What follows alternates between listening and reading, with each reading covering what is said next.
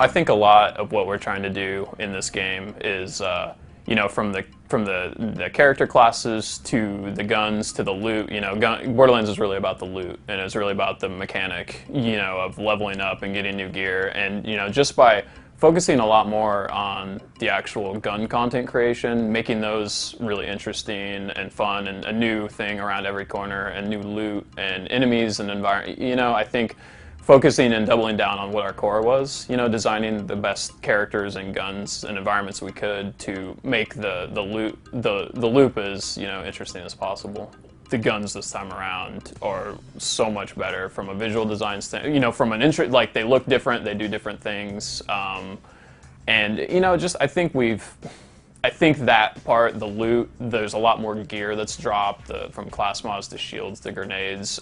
You know, those things that made the first game good, but, you know, I think in the end, they started to feel a little more like granular. You know, it was like a small gradient up, and we're really trying to create, you know, not just in that gear, but also in the things that you're fighting. You know, we're just really, you know, diversity is a really strong word that we're using around here, and we really took that to heart. You know, we had some criticism of, you know, maybe it was a little repetitive, and just really taking that to heart, and not only, you know, just the characters, but the gear and the creatures and the environments. And, you know, we're not messing with the formula of the game dramatically. You know, it's that game that was really fun, that loop is still there, it's better than it's ever been, and hopefully more addictive, but also more fun with your friends, you know. Claptrap is definitely around. You know, you know, at the moment, he's just got a little more, he's a little further back, you know, and not so in the limelight now, but he's definitely there. And fans of Claptrap will definitely be excited when they, you know, see what he's been up to and what's going on with him.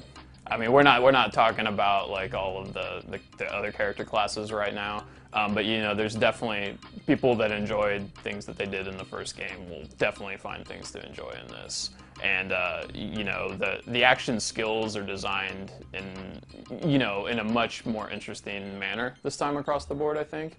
And I think that it's not just about hitting this button and doing this. It's, you know, there's just as many passive skills as there were, and just other things that complement the skills of the other characters and stuff. So when you're doing a sequel, you don't want to make the same thing, but people expect they want the same game. So I think us, with the Borderlands style, trying to make sure that we're transitioning that into new environments, new characters and creatures, just making sure it feels like Borderlands, but doesn't remove itself so much that people are questioning, you know, what the actual, you know, game is now.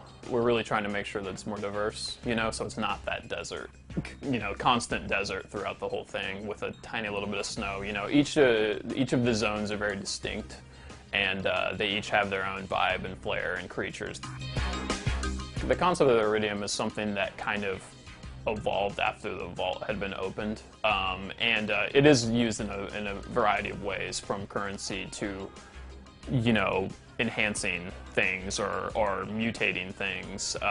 You know, in the extent that you're going to see it will be from really over-the-top extreme abusing of it to something that's a little more refined and manufactured, you know, but it plays a really big role in the game.